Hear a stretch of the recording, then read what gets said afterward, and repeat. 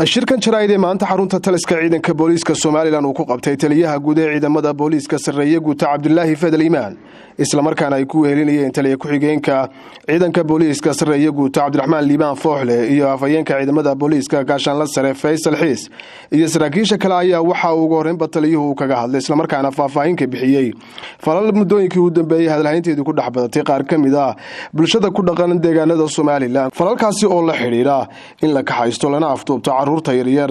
lagana soo baxo xubnaha ugu muhiimsan jirka bini'aadanka ee kaliyaha iyo beerka taliye Cabdullaahi Fadal Iimaan ayaa waxa uu sheegay kiisaskaasi iyo waliba dhacdooyinkaasi soo gaaray ciidamada booliiska ilaa iyo hadda waxaana soo gaaray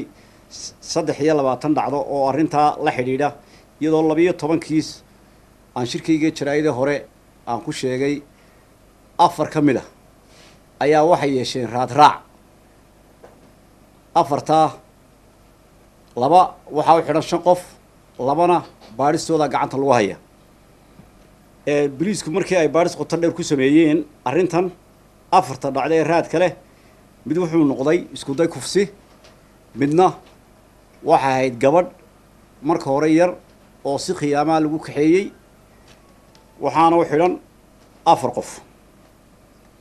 halka labada kiis ee kalena laba hablood oo laga soo kaxaystay magaalada Burco baaristoodii gacanta lagu hayo waxa afarta kiis ee raad kale laba kamid ah u xidhan 5 qof labada kalena baaristoodii ayaa noo socota sidoo kale 19 kiis ee kale dhammaan waxay noqdeen been abuur iyagana waxa ilaa hadda u xidhan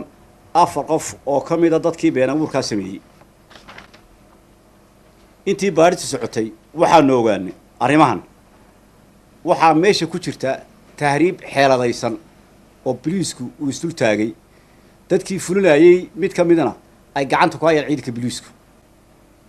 waxa kamid ah kiisaska been abuurka in dadka qaar ay sheegeen markii hore in irbado lagu muday hase yeeshee markii dhakhaatiirtu baaris ku sameeyeen ay cadaatay inaan ay jidhaan iyo jismahaanba u caafimaad qabaan waxa 26 bisha saddexaad gabadh dhalinyaro ah ayaa sheegtay in ay 4 nin ka kaxaysteen magaalada Hargeysa kula tuureen agagaarka Lafaruug isla markaana iyadoo halkii joogto jaaho wareersan ay ka qaadeen gaari ay wataan laba gabdhood iyo wiil oo Burco la geeyay ciidanka booliisku markii ay arinta baaris ku sameeyeen waxa la ogaaday oo cadaatay oo iyadana qiraal ku bixisay in aanay arinta waxba ka jirin ee iyadoo ay sameysay oo nin la siiyay ay ka cararisay waxa kale oo inta dheer in dadka qaar kiisaska sameeyay ay yihiin caruur underage kuwaas oo waalidkood ay sheegeen in fara laga qaadihiin oo iyaga laftoodu ay aqaad ka joogaanba sidoo kale waxa ugu dambeeyay 27 bisha saddexaad waxa saldhigga booliiska Ibrahim Koodbuur la keenay gabadh yar taasoo sheegtay in magaalada Burco laga soo kaxaystay markii ay mareysay xaafadda sheedaha ee magaalada Hargeysana ay gaarigii lagu soo nooho ahaa ay qaylisay oo iska tuurtay guri gashay dad muwaadiniina ayaa soo kaxiyay ciidanka booliiska soo samay isla markii booliisku baarista bilaabay waxaan ogaanay oo xaqiiqa oo dhaba iyadoo inanta ay tii hore idin sheegay ay xidhan yihiin iyo qaar kaleba in ay iyadu degantay magaalada Hargeysa hooyadeed iyo aabaheedna isla xalay markii baaristaanu balwano la helay waxaan dadweynaha u cadaynaynaa in aanay jirin haba yaraatee cid lagala baxay xubnaha jirka aadamaha ama kiis la xiriira arintaas oo dhacay waxaan warbaahinta qaar xalay ka arkayay sawiro ay baahiyeen oo sheegaya in la qabtay talaagada ay ku jiraan xubnaha jirka aadamuhu taasoo aan sal iyo raad toona lahayn marka waxaan u sheegayaa cidda faafisa war aan jirin oo beena inay qodob sharci oo xeerka jabisay oo hadhowto dee lagu qaadi doono waxay ciidamada booliiska ee traffic iyo ciidanka booliiska kale ku jiraan hawlgallo